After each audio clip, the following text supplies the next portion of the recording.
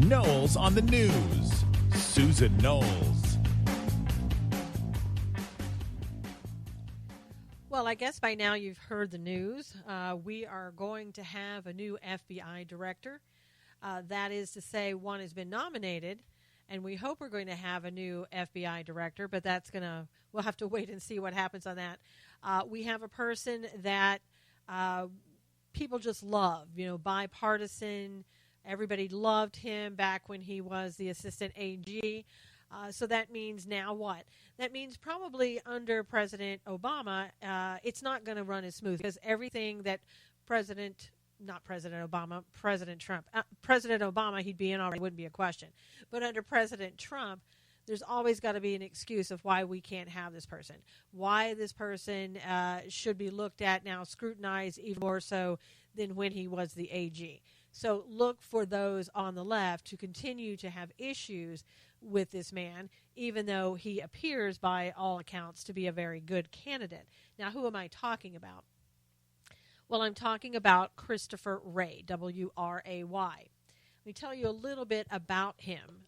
He was the assistant AG.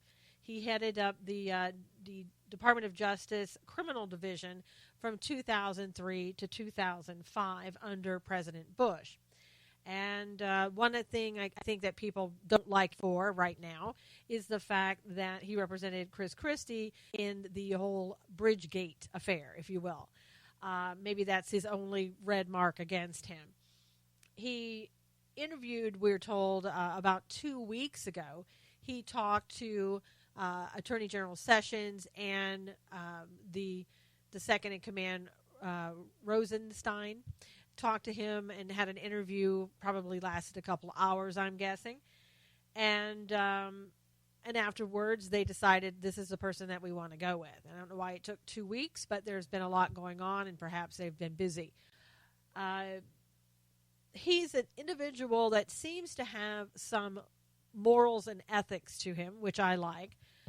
He threatened in 2004, along with Comey and Mueller, to walk out, I guess, and to quit if the warrantless domestic surveillance was reinstated. So I do like that. It sounds really good. He sounds, again, like he has some ethics and morals that we need when we're looking for somebody as an FBI director. He is also a graduate of Yale Law School. So, again, we'll see how quickly he goes through. Or is this somebody else that we're going to have to, do a simple minority and get him voted in? And it's possible that we will have to do that. I don't know if you call it simple majority, simple minority, whatever, 51%, just to get him in, and hopefully that we won't have the trouble that we've seen in the past when we've been trying to get somebody else in, like Gorsuch, that everybody who they loved him in the very beginning, right? Everybody, no one had a problem. Bipartisan loved him. But when it came time in order to bring him on as a Supreme Court justice, then all of a sudden, now we've got to dissect everything from the very beginning, start all over again. And it wouldn't surprise me with Christopher Wray that the Democrats are going to pull the same thing, where it's going to be, well, let's see, does he have a Russian connection? I mean, he is connected in some way to Comey and Mueller from a way back. Maybe, and since they're in this Russian probe, maybe somehow we can work it to make him connected to Russia, and maybe he colluded with Russia. So we'd best go through this for, months on in order to decide, no, we don't really want him. We want somebody else. Oh, I know who we could get. We got the person that, what was his name, Merrick something, that Obama wanted for Supreme Court justice. Let's bring him around and let's make him the FBI director. And hopefully, the Republicans have got to learn somehow, some way, and hopefully they've learned now that no matter what you do, you're never going to please the left.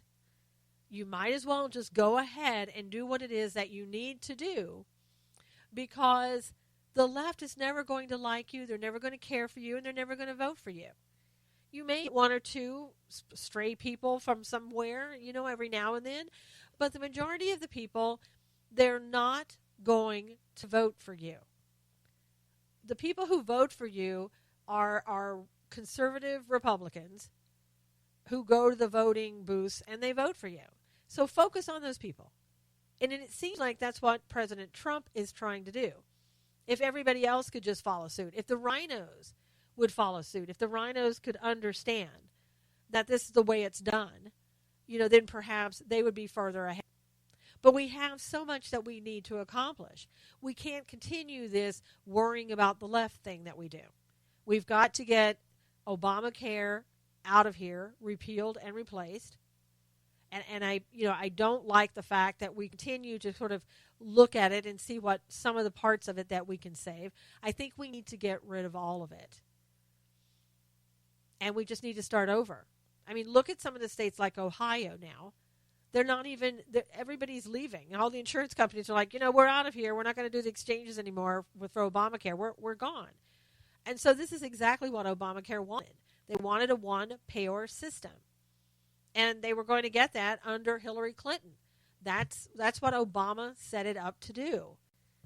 And so you would have the government being your, the head of your insurance and telling you what to do with it. It's what the state of California is trying to do right now in getting a one-payer system. But it's not affordable. I mean, already California is at a breaking point in most respects because every illegal immigrant that comes to the state, we provide all kinds of services for them. And so we have no more money, but we still want to get money. We still, in California, we still want to just give away our money. Here you go. Take everything we have. And now let's try to have a one-payer system so that the government of California can tell you, gosh, you know what? It's going to be better for you because this way you don't have deductibles. You won't have to worry about making any payments. We'll just take it out of your taxes, and you won't need to worry about it. And what they don't tell you is, but you won't have a doctor because all the doctors are going to leave the state of California. Why in the world would they stay here when they have to take, a set fee? They can't charge you anymore because, people want to make money. People want to have a capitalist society. Even if they're living in California, there are people here with rational thought that say, we need to have a system that we can charge what the market will bear. I know in socialist California, sometimes that's really hard to understand, but it's still common people have that wherewithal that if you get a service, you got to pay for it, and you get what you pay for. And it didn't work in Canada. It's not going to work here. But I think it's the one way for California to say, this is how we pay for our illegal immigrants that are here. Because right now, if you are here illegally and you need to go to a doctor, what do? Simple. You go to the emergency room. You use the emergency room like you would a doctor's office. So California is looking to say, well, we'll take care of that. Instead of going to the emergency room, you'll go to any doctor you want to go to. Go to any office that'll take you. And so that's a good way to get the illegals out of the emergency rooms. It's a crazy idea. It's not going to work, but that's California for you. And again, if you think it only happens in California and you don't have to care and you don't have to worry about California and it's not going to come to your state, think again. If you're living in a Democrat state, people like the idea of what California is doing. They might very well just do it in their own state. And you'll be bankrupt too. After a while, I don't know what California is going to do. Everybody's going to leave. Nobody's going to be able to afford to live here. And I don't know where they're going to get the money to run the government. I do know they keep trying. They want to have a sanctuary city here. And they want to get that money from the federal government to keep that sanctuary city going. Although sanctuary city law goes against federal law, they don't really care. They just want the feds to keep giving them the money. And in California, that's about $237 million a year that we're talking about that they may lose because they won't give up on the sanctuary city BS. And they want people like me who are here to pay taxes in California so they can keep coming up with these stupid, idiotic ideas of sanctuary city, one-payer socialist system here for your health care, on and on and on. It's ridiculous. And California each day keeps coming up with more and more ridiculous things. And again, I know it's easy to say, well, that's just crazy California. But it isn't just crazy California, and you're going to have to keep your eye on these things. And I'll tell you something. Kamala Harris, Senator from California. She was the U.S. Attorney General from California, and she went on and became the senator. That woman wants to be president so bad that she can taste it. And she's the little darling now that everybody seems on the left seems to be, focusing their attention that perhaps this person might be the next president of the United States to run against Donald Trump. And they don't care that she's a new senator. It would matter if it were anybody else. It would matter if it were Ted Cruz. Oh, well, you're just a junior senator. What do you know? Oh, but Kamala Harris, she's different. Why is she different? Because she's Kamala Harris. And so I don't know if you saw this the other day. The woman, anytime I've seen her, she's very abrasive. She's very in-your-face, very direct type individual. And so whenever she speaks, everybody else should listen, right? And even if she's asking you a question, she doesn't want to hear what you have to say. She wants it to be the opportunity for her to tell you what she's thinking. And you just sit there and listen. And she tried this yesterday with the head of the DHS, Kelly. She would ask a question, regarding sanctuary cities. Again, a very touchy subject for her. If you ever go look at her website that she had up there when she was running for senator, you would see. She doesn't care if you're here illegally or not. She wants to welcome everyone in. And she doesn't want to divide families up. So she doesn't like this whole thing that President Trump has come up with in regards to sanctuary cities. Because to her, all that is you want the police to help you to divide families. No, see, the families who came here illegally set themselves up to being divided because, see, it's against the law to come here illegally, Ms. Harris. You wouldn't, you would know that, but you wouldn't care, obviously, because that's kind of your line of thinking is, you're here, we welcome you, you're wonderful, you're here illegally, we're okay with that. And by the way, don't worry, we're not going to have our police turn you in. We're not going to have them working with the feds and doing their jobs. We're just going to allow you to stay here. We're going to allow you to, take our tax dollars. It's okay. Why? Because we need your votes. But wait a minute, Susan, what are you talking about? They can't vote here in California. They're here illegally. That's silly. That's silly talk. No, because remember, in California, when you get a driver's license, and oh, by the way, if you're illegal, you can have a driver's license in California. Once you get your driver's license, we're also going to automatically register you to vote. And we're going to register you to vote, and we know that you're not going to do anything like go out and vote because you're not supposed to do that, right? Right.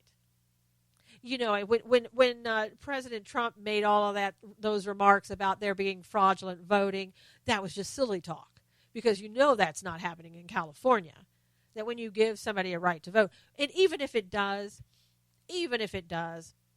people can always say, well, gosh, I'm here illegally. I didn't understand.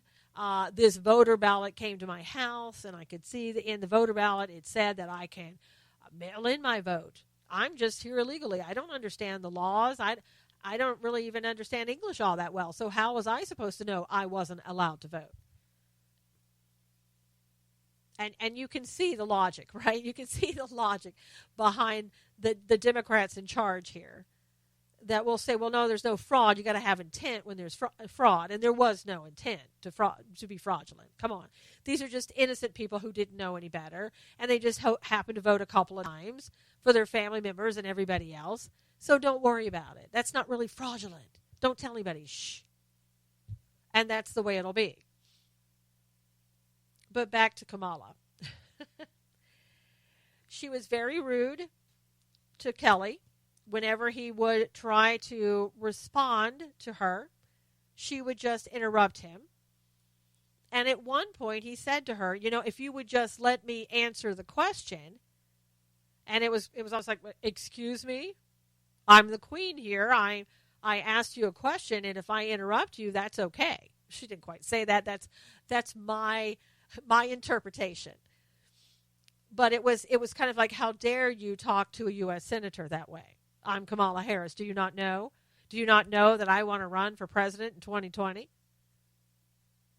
So, he tried his best to get some information through. He tried to tell her, we'll work with you. We'll work with the police department. We'll do whatever is comfortable. Now, I'll have to say, I don't understand what he was talking about with that. I don't want you to do what's comfortable. If you're a police officer, I want you to do what is the federal law that guides you. And if the federal law says you must notify ICE or whomever that these people are here and that we'll detain them for you once they get out of jail and you can take them, then that's what I want you to do. So I don't know, talking about the DHS head, I don't know what you mean by do what's comfortable. See, I want everybody under the law to be treated the same. I want the laws to apply to everyone equally. And if you're in this country, you still have to abide by the laws in this country. And even though Kamala Harris doesn't like it, even though that she wants sanctuary cities to go on, and she doesn't want California to lose $237 million, that's her problem. And I don't understand how a U.S. senator sits there. I don't care if she's from California or any place else, how she sits there and says, I don't want to abide by the law, and I don't want the police in the state of California to abide by the law. That's ridiculous. I mean, since when are we as politicians allowed to say we don't want to obey that law? We don't like it. I mean, crazy that would even come out of her mouth. But of course, she's Kamala Harris. She's going to run for president. And California's even trying to, and this I'm telling you, it'll be in other states too. They're trying to become a sanctuary state when it comes to marijuana. They don't want the federal government telling them that they can't have marijuana and use it for recreation and medicinal purposes. So again, are you going to risk losing more money from the state because you want this to be able to do whatever you want, and the federal law says no? Well, I think California, the answer there is, yeah, California's going to do that. And, Kamala Harris is probably going to lead the way because that's who she is. And you can just see, she's on these committees now. And she's talking tough. I'm talking against Kelly, here he's the head of the DHS, but I don't really care. I'm Kamala Harris. I want to be president.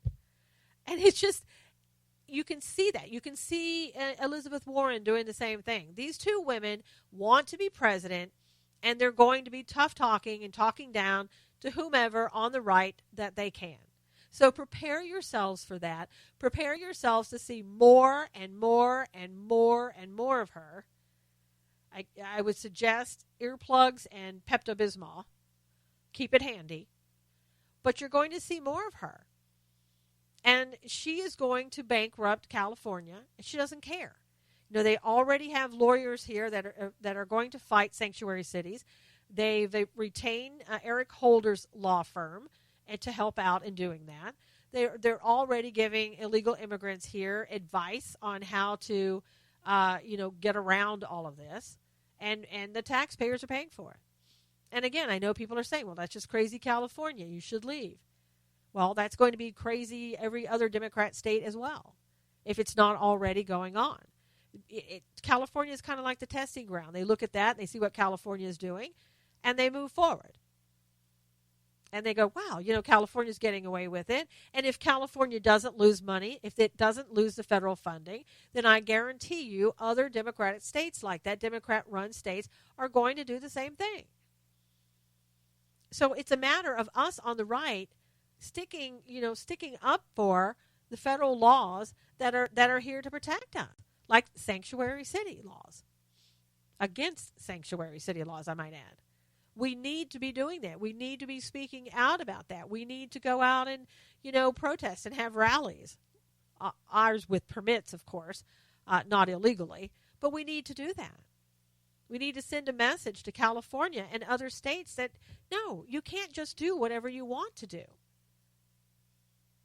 I mean, California is so far out of control right now, it's not even funny. They want to take, sex offenders' names off the sex offender list, for God's sakes. It's like living in a socialist-run state. And some of it, every time the Democrats here try to go against it, they lose because they're controlled by the Democrats. So the Republicans lose every time that they oppose it or every time that they have their own rules and laws. The Democrats say no. And we need to start, the simple thing is start voting in Republicans. I get it. It's just not easy to do here. Look at Maxine Waters, 78 years old. She's trying again.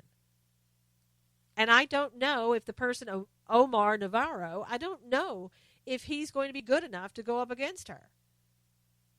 I think with her, you've got to have somebody who's really experienced. This woman has been around forever, and her constituents love her, no matter how cray-cray she goes off on Donald Trump and calling for his impeachment every other day. It's still, they still want her. She has still convinced everybody, and she's the one. Maxine Waters loves you. So somebody is really going to have to throw a lot of money at the GOP candidates, and I don't see that happening so far.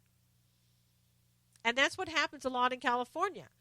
There's no money thrown at these GOP people. I know some other people who tried to run for Senate. They weren't helped. They weren't helped by people in Washington. The GOP, the Republicans, they just turned their backs on them. It's like, whatever. You're on your own. Well, that's not going to work. And California is not a small little state. People need to start paying more attention. GOP, listen up. You need to start putting money into the state of California to get this turned around. And I realize, and even Ronald Reagan said, he made a mistake. He did that whole amnesty thing, and it opened California up and caused everybody to run here that was, more pro-Democrat, let's say.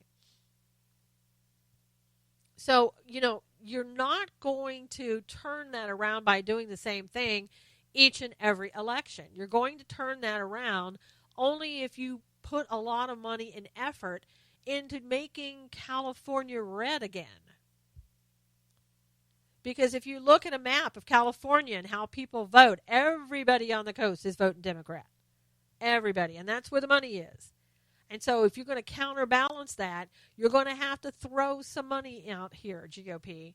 Reints, listen up. People in California, for the most part, a lot of people turned out and they ran, they voted to make sure that Donald Trump won and not Hillary. And that in and of itself was a miracle to see that happen in California. You can make it happen, but you're going to have to do something about it to make it happen.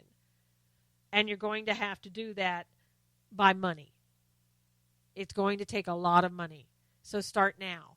Don't wait until 2018 to all of a sudden say, well, maybe we can throw some dollars here. No, you got to do it now. Enough about Kamala Harris. That was more than I ever wanted to say about her. I can't give that woman 2 minutes of my time. I've given her more than that. I wanted to go back and talk a little bit more about President Trump and what we're seeing in the news with him. The latest rumor, of course, is all about Comey. So we know, there's a countdown on CNN. You would think it was NASA sending somebody to the moon, and there's a little countdown on the right-hand side of the screen so you can watch that. Oh, Comey's coming, Comey's coming. The sky is falling. The sky is falling. And I think what you're going to hear is, I mean, again, if you're Comey, the smart thing to do is to say, nope, I didn't think there was obstruction of justice.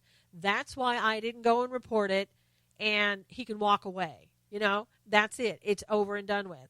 But if Comey says, yeah, I thought there was obstruction of justice, I wrote it down, but I didn't go tell anybody, then he's opened himself up to liability, criminal liability. Why would you want to do that if you're Comey? I don't know.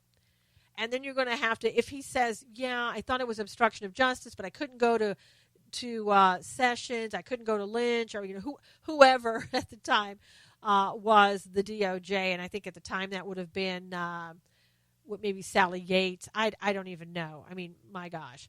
Probably Sally Yates was still in.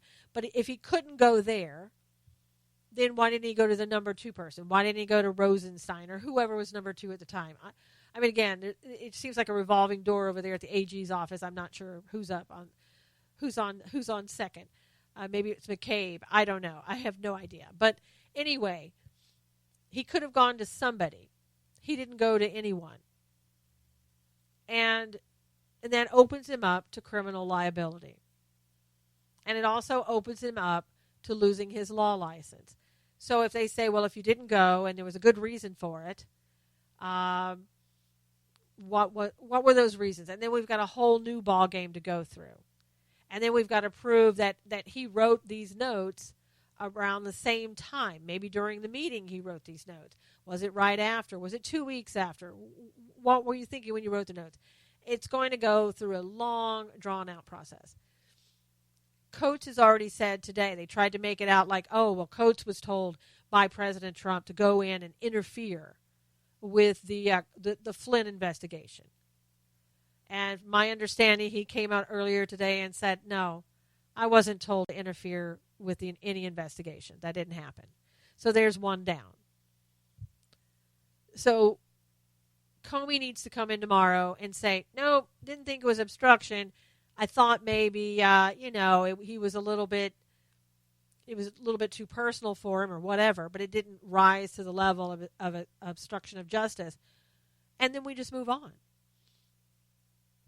Of course, there'll be something else that comes up that we have to deal with because they'll never let it go. But, I mean, that'll be something that they talk about even when it's over.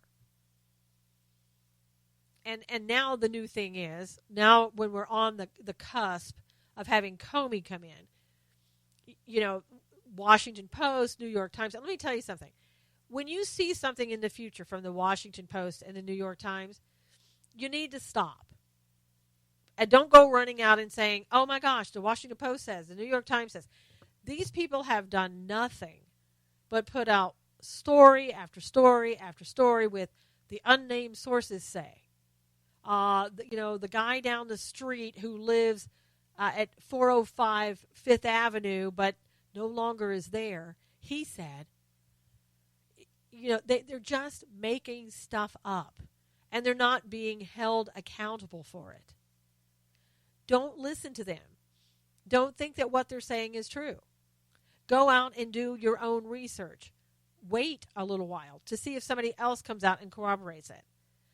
The news story is, I think it was out by the Washington Post, is that Attorney General Sessions and Donald Trump are having arguments. And, loud arguments in the White House. Now, I could see Donald Trump maybe with a louder voice, but Sessions, really? Does he argue? Could he argue if he tried? Would it be loud? The guy is very quiet, demure. He is what he is. So the rumor is that they're arguing and have been arguing because Donald Trump is mad that he recused himself, that Sessions recused himself over this Russian probe. I just don't believe that. But what makes it difficult is that yesterday the press corps, who's now wants to run with that story, came out and said to Spicer during the press the press briefing, does Donald Trump still have confidence in Sessions? And instead of saying, well, of course he does, like he does, when he talks about Bannon. You always hear, yes, of course he has faith in what he's doing. He thinks Bannon's doing a great job. Or Jared Kushner. Yes, of course. He's always doing a great job. But yesterday, it was different. It was, I haven't talked to the president about that. That was an odd answer. I don't know what's going on. I don't know if anything was. I don't know if the president said, you know what, don't give him anything on Sessions. And maybe that's why he responded the way he did. But if he had said, yes, the president, of course, has confidence in Sessions, it would have been over with. But that's not what happened. So we have that little bit of a doubt. And even one of the reporters were like, oh, so I think it was Major Garrett. So you're saying then that he may not have, I mean, my gosh. He said, I didn't talk to him about it. So Major Garrett wants to turn it into a major story. And so, the thing that I'm having a difficulty with is that I can see Donald Trump maybe being upset, wishing that Sessions would not have had to recuse himself. But at the same time, Sessions went to legal counsel, and they said, ethically, you need to recuse yourself.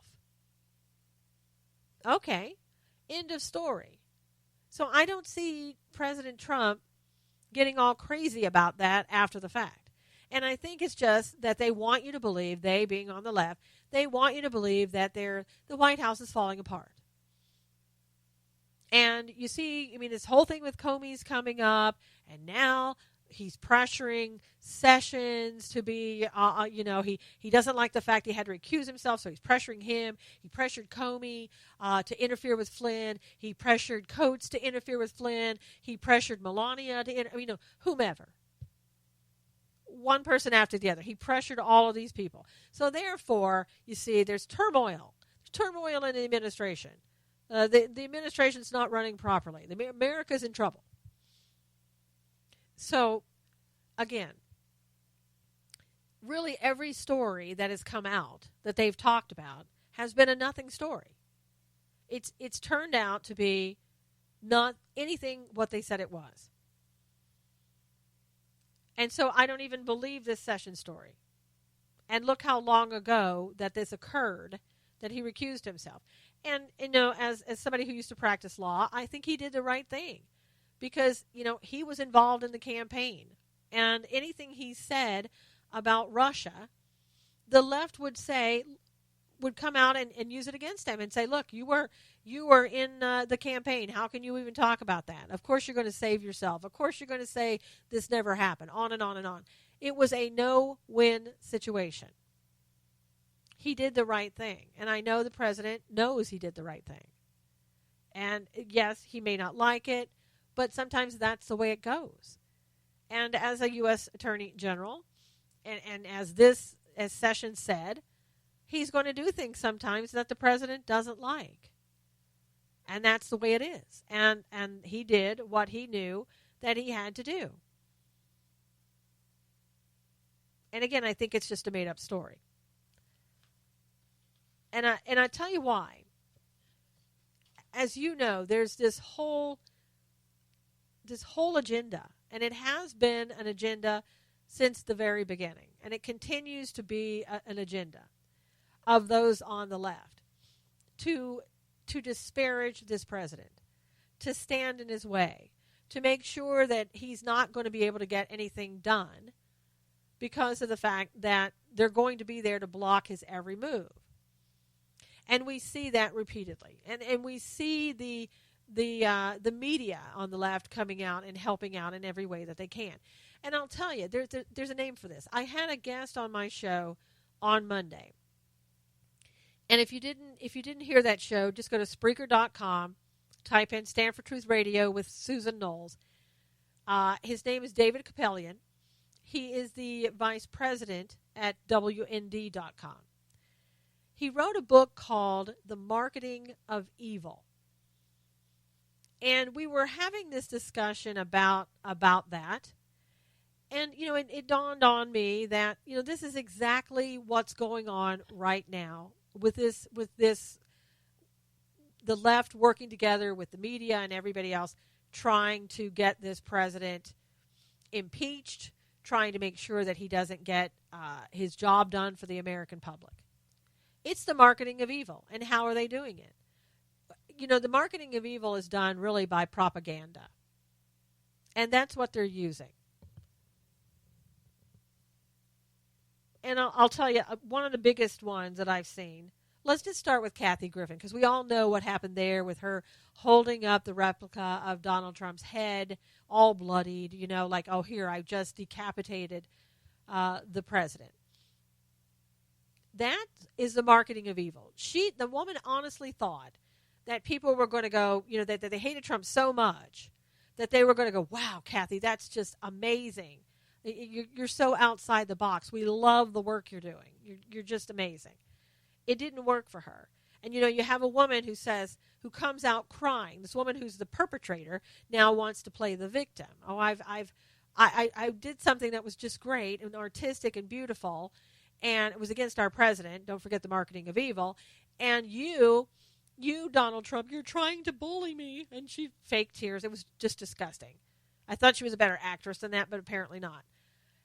And she comes out and says, with Barron, that I would never hurt a child. I would never say anything about a child. I'm not like that. Well, you see these people on the left, they forget, right? They forget that back in, 2016, she said she was going to go after Donald Trump, and she was going to do it even if she had to go through Barron and do it, put Barron down. She didn't care. And then not only that, but in 2009, she came out and Sarah Palin's child, one of her children, has Down syndrome. And I forget what Palin, where she wanted to go, whatever, but in 2009, Kathy Griffin came out and said, why don't you just stay home with your retarded child? To Sarah Palin. And, I don't remember her saying that, but I can't remember. I mean, I can't understand how people on the right who did hear it, especially parents with children with Down syndrome, why did you not come out against this woman in 2009 if she indeed did say that? And all indications are she did. Why would you not say something about this? I mean, I know we were under Obama at the time. Maybe that's why. But, I mean, despicable. And again, evil. But sitting there going, well, I never do that against children. That's not me. I'm Kathy.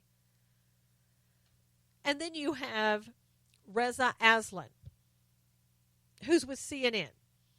A man who has, I don't know, at least 4 degrees, including a PhD in religious studies. So he's got all these degrees in religious studies. A man who came from Iran originally, came to the United States during this whole thing with Iran in the 70s. Converted, he was Islamic, converted to Christianity at age 15, and then converted back to Islam right before he went to Harvard Divinity School, or wherever he went to. And he comes out the other day, and he calls the President of the United States a piece of you-know-what. And then he came out later and said that he was a man baby, all because the president made some comment about the terrorist attack in London, on the London Bridge. And he let hours go by, Reza did. And I noticed that all of a sudden his little tweet was gone, where he was calling the president a piece of excrement. And right after that tweet disappeared, an article was put out saying, that just wasn't me. I'm so sorry. That was really unprofessional. I should have chosen a different word. Now, he didn't say that what he said was wrong, in that the whole theme of it was wrong. But what he said was, I should have chosen a different word. And so I'm sorry. But then you go back and you look about him, and he's made other comments about people. he talked about Tim Walberg, who is a senator. And when Tim said something to the nature of, climate change, we don't need to worry about climate change. God will take care of that. Reza said, well, maybe God could take care of Tim first. And he's called the people at NASA nerds. So this man may go back now and say, oh my gosh, I really shouldn't have said that, and that's not me. I'm not that person. You are that person. And again, what you're trying to do is you're marketing evil. You want people to look at Donald Trump poorly and not have them look at you. And so other things are happening. Now, if you've noticed lately what the left is trying to do, again, it's marketing. It's marketing. You got to know how to do this. You got to know how to market things to people. And what they're doing is now every time they say Donald Trump's name, they put a visual for you to go along with it. For example, they will say things like, I'll give you an example. The Morning Joe Scarborough. He was talking to Donnie Deutsch. I don't listen to Donnie Deutsch, so I don't really pay that much attention to him. But he said, President Trump, I think he's not well. He's not well. So I guess Joe Scarborough is either a doctor or a psychotherapist. Somehow I missed it. I thought he was a host on a show, but I guess I missed the medical degree.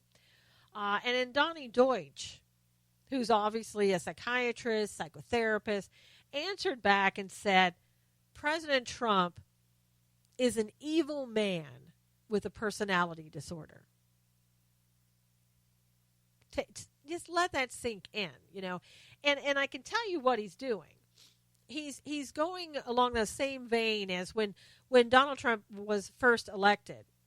There were about 30 people, psychotherapists, psychiatrists, and others, and I believe it was New York, who got together and said that Donald Trump was unstable.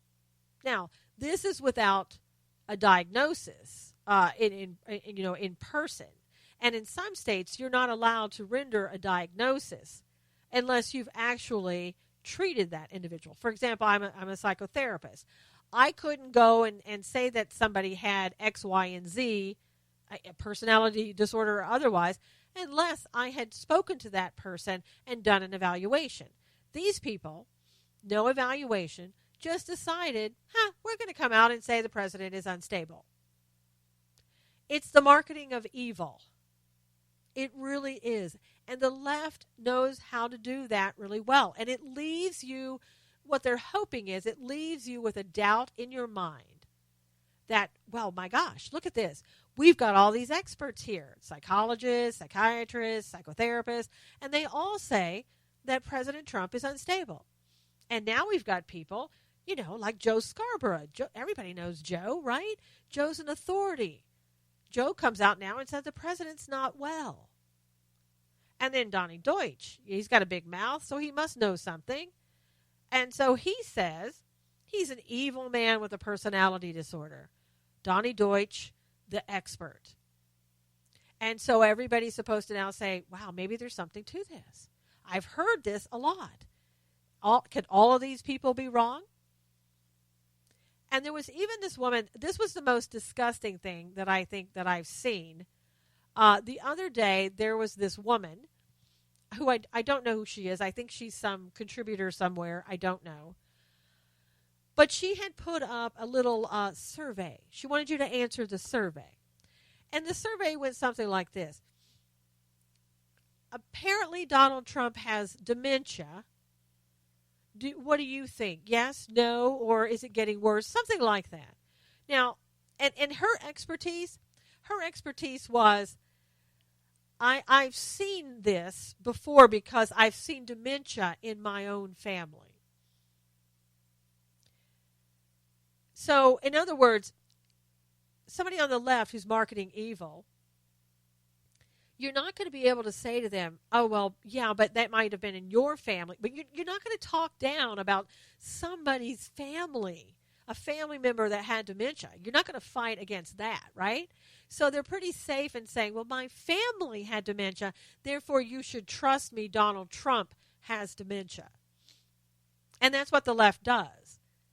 They make it so that if you do want to say, but wait a minute, your family isn't everybody, then they can say, oh, are you now going? And she did. Somebody actually said to her something about her family members, and that doesn't include everybody. And it was almost like, you have the audacity to insult my family, to say that I don't know what dementia is. This, again, typical left response.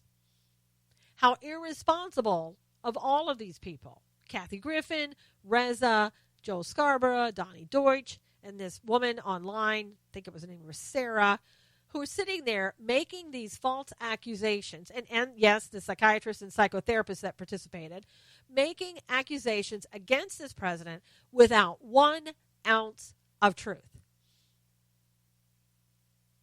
Not 1 ounce. And we're supposed to go, that's okay, because why? Because there are people on the left who don't like our president, and so therefore we should believe them because they think that they're experts, that they think it's okay to do what they're doing, and so we should buy into it? No, we shouldn't. And there's absolutely no reason that anybody in the right minds would want to do that. And again, I don't recall anybody ever doing this about Obama. I was one who sat there and said, I don't like Obama. I don't like what he does. But I never sat there and name called him, held up, decapitated heads, drew pictures of him or anything else. But these people, they have no faucets. They just open it up and it all comes out. No boundaries, nothing. They're going to say whatever they want to say and in hopes, again, that people will believe it, that they can market this evil and people will go, I've heard a lot of people talk about it, and so it must be true. And maybe I'd better listen. Maybe the president maybe there is something wrong. Maybe I should take a closer look at him. Next time he comes out, I'll find out. I'll look for the dementia. And again, these people can point to nothing. Tell me, this man is 70 years old. I don't think he ever sleeps. When he came out the other day and was signing things for veterans and talking about the air traffic control, the new thing he was doing with them, the air traffic controllers, and making it, wanting the nonprofit to run it rather than the government. I looked at him and I even called people up and said, I want you to go look at the briefing today with the president, the press conference, and tell me, do you see what I see? I saw a man that looked 10 years younger. I saw a man that looked like he was working out at the gym. Now, every president I've ever seen when they go into office, and I think you'll agree with me on this, when they go into office, they look horrible. They look like they've aged about 30 years overnight. The gray hair comes out. They're looking like they're tired, like they don't get any sleep. And I know this president doesn't sleep. I don't know when he gets sleep. The Middle East trip, the man and Melania too, they must have been up 24/7 for like 9 days. And still, they look wonderful. So if there's dementia in this man, show me, because I don't see it. I don't see a man that's unstable. I have seen absolutely zero proof of it. And I think that most people on the right would say that. And then if you say that, then people then want to attack you and say, oh, you're just, you just love Trump so much that you just don't want to see it. No, I look for logic. I look for reason and I do my research. I look for things like that. And I look for proof. Silly me, I'm looking for facts. And I don't just assume things based on the fact that maybe I don't like the person. I mean, as much as I didn't like Obama, I never said Obama was crazy or that Obama had dementia or that Obama was unstable. And nobody else did. Nobody else even talked about him like that. But it seems to be it's okay to talk about this president that way, even if you have absolutely zero amount of evidence. It's something happened. I mean, we all lived through it. That 8 years of time when reason just went out the window under the Obama administration, where we were told that right is wrong and wrong is right. And people now, they don't know how to adjust back to a world that has principles, that has legality to it, that has morals to it. For 8 years, we had none of that. We had, look at this. This is another part of the marketing of evil, okay? There's no right and wrong anymore. There are no boundaries. Used to be you're either male or female. Now you're 50 other things you can call yourself. It used to be also that, if you were, let's say if you're white, that meant you weren't African American. But now, even if you're white and you have absolutely zero African American blood in you, if you feel like you're African American today, you can call yourself African American. So for 8 years, we've changed the rules during that 8 years. And it's a marketing of evil. It really is.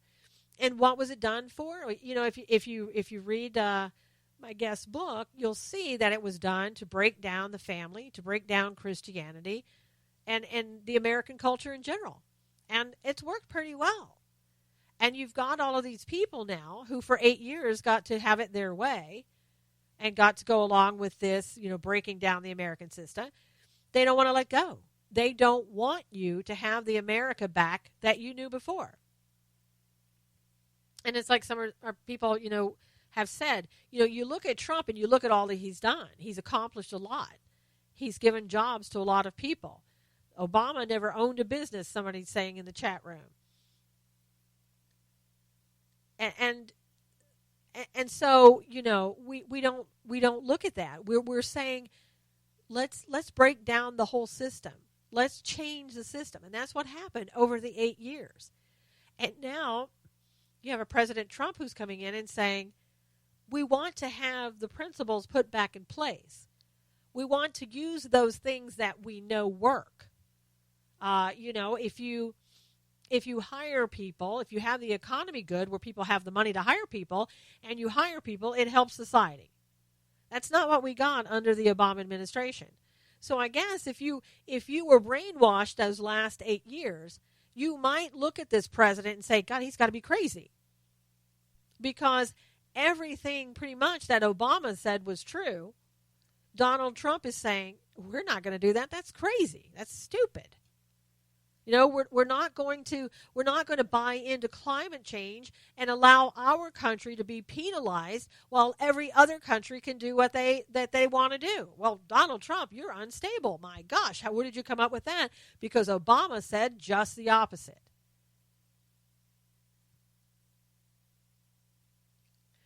We're going to also try to get people back to work. We don't want them to be dependent upon the government. We want them to get out there and have a job. Donald Trump, you're crazy. Are you suffering from dementia? Because Obama didn't say that. He didn't want people to work. He wanted everybody to have an Obama phone. He wanted everybody to be able to sit home. And remember Nancy Pelosi? Gosh, you want to have time to go out and do art? This is your way to do it. You just be dependent upon the government. You have all day to do your artwork. So maybe those people who for 8 years believe the lie of socialism, because that's what we were doing under Obama. Now maybe they look at President Trump when he's trying to bring back capitalism, something that actually works, because socialism never works. People think he's crazy. Maybe they have a point there. If you want to base it on what Obama did, it's just the opposite, and it would make somebody look crazy. But what you got to understand is what was crazy is what Obama was doing.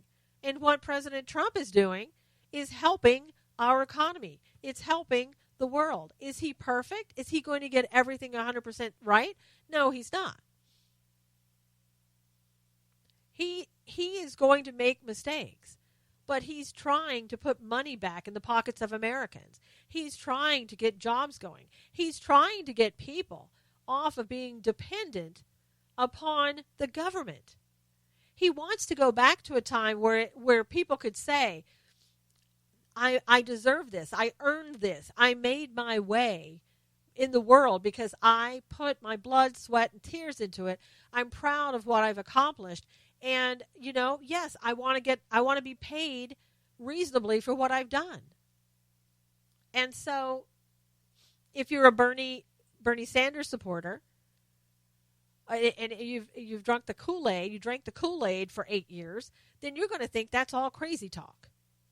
And the young people that were raised on that, they don't know about capitalism. They don't understand it because they've been told everything that you have, give it to somebody else. That it's not yours. You didn't earn that. Remember that one? You didn't earn that. That's crazy. And yet that's how our young people that's what they've been brought up on for the most part. That you're supposed to give everything away. That it's not yours. It doesn't belong to you. It belongs to everyone. No, we help everyone in the United States. We give to everyone. We have been more generous than any other country. And now, again, they want to penalize us for that because we're America. Another way to try to break America, break them down to their knees. Also, I wanted to mention, we're taking this into our schools too about Donald Trump. There's a high school in New York that put up a mural and had a sign on it that said, mark on me. Markers are on the table, write on me. So they wanted people to react and say whatever they wanted to say. And it was all profane references to Donald Trump. And this is in a high school, okay? A high school. So they were putting things, one said, burn in hell, Trump, from a high school kid, right? Another one called it another profane word I can't use because this goes out on the air. And these were written all over. So you're teaching children in high school that it's okay to say those things about your president. I mean, how crazy is that? And that's something that you want to teach kids why.